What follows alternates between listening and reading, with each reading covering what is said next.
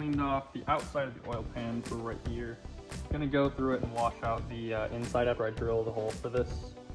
But yeah, so this is the location that I picked. I took a Sharpie and kind of went around in there, and then I put that little punch in, and now I'm gonna drill it up until it's this inner size here. I can weld it, and then it should be good.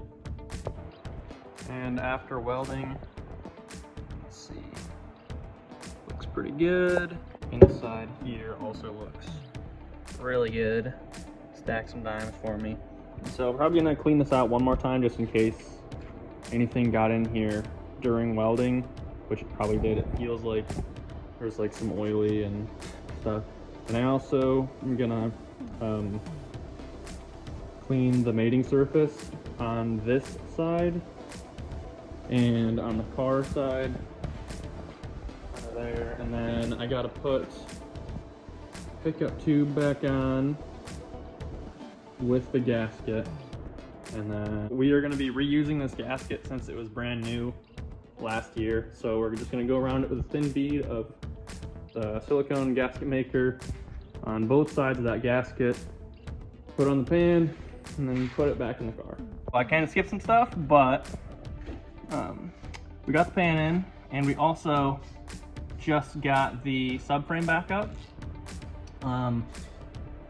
Wasn't too bad actually. This subframe is pretty light.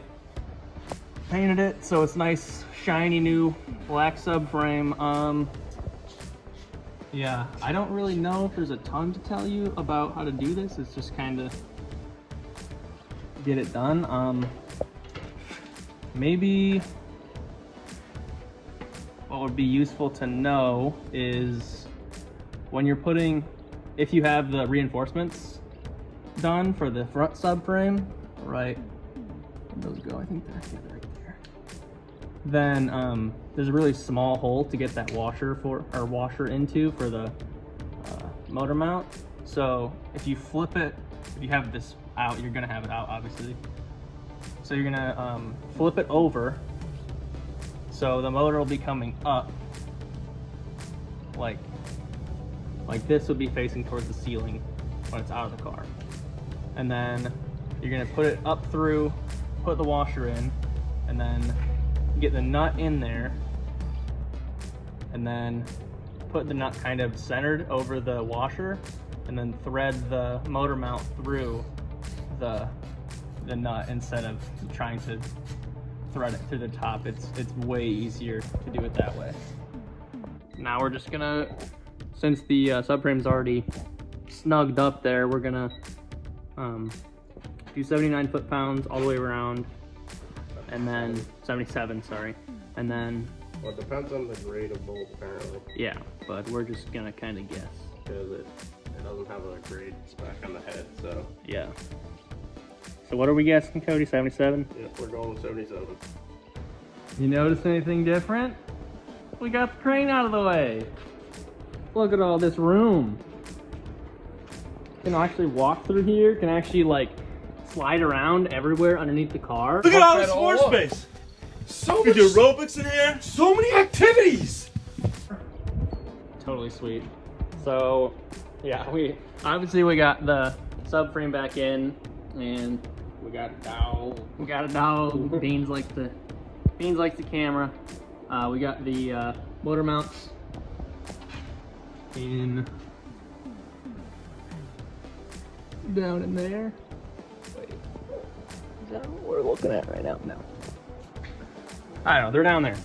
I'll show you this side. And that one. That's much easier to take a video of. So tighten those down, got those done. I got new arms, new lower control arms, because the boots for the ball joints were ripped and they had a little bit of play. So while it's apart, might as well replace it. And I'll show you that, putting that back together right now. How I'm putting these in is I am putting the inner ball joint bolt through, putting the nut on until, you know, I can just let it go and it's sitting there. And then this arm, for whatever reason, the back wants to fall, but it doesn't want to fall sideways. So just make sure after you get it up here, you hold it up enough until you get back the lollipops to put the lollipops up. Oh yeah, also make sure that you put the lollipops on before you put this in. Much easier to do it that way. So, because at least with the condor mounts, I had to kind of smack all the way around to get it on, to get it to go on, and then make sure to also get the countersunk side towards the car, because the other way it doesn't work. We got the control arms in, the lollipops back there. I can point to with my finger. Back there are 34 foot-pounds. That's 64 for the inner ball joint. And now we're going to be putting the hub onto the outer ball joint first, and then bolting it back to the coil. So I'm going to begin by putting the return line bottom like into the pan fitting, this 90 here. And then I'm gonna like thread it into the pan. And then I'm gonna run it up to the turbo and then see how long it needs to be, and then I can cut it to length that way. So we got the fitting on. So we wrapped it in electrical tape, cut it with an angle grinder, and then kind of put it up and over while tucking in any of the fraying with a flathead, and then counterclockwise while shoving that thing on there until, let's see the rubber hose in there is like about where the threads are. Yeah, so you can see the rubber hose is like right about where the threads line up, and there is a little stuff in there. Why is there so much stuff in there? Right, we're gonna clean this out and then put the other part of the fitting on. We got this fitting on now. We put this bottom one on first, like we showed, and then use a little bit of grease on the inside of this one, and then threaded that in, and then so after we did that, we screwed this into the bung on the pan and then ran it right from down that bung, kind of up through here, and then up to where the turbo is going to sit.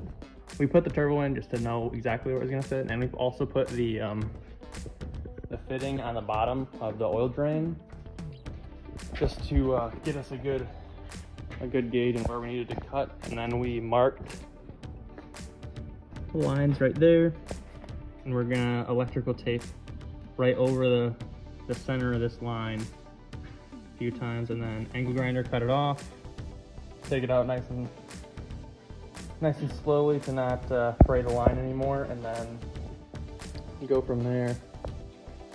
We got the return line done. It's tightened up to the turbo up there. That runs down and then over the rack and subframe right through where the motor mount arm is, and then right to the bung, right above the subframe, just like that. We are currently working on a way to use the AC holes to hold this up and out of the way so it doesn't scratch through the paint up there or through the heat tape there, as well as missing the exhaust manifold and holding it out of the way for the dump pipe off of the wastegate. So the plan is to use this AC hole and that AC hole and have like an L bracket that comes off, out, and then a U clamp that clamps this to that, and the bracket's gonna be kind of bent over, so coming from this piece of metal, and there it is.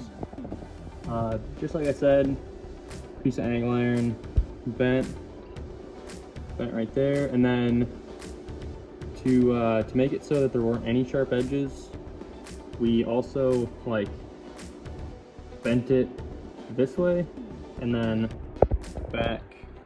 Let me show you. Back there you can see how the very The very back side of it is bent up away from the line. So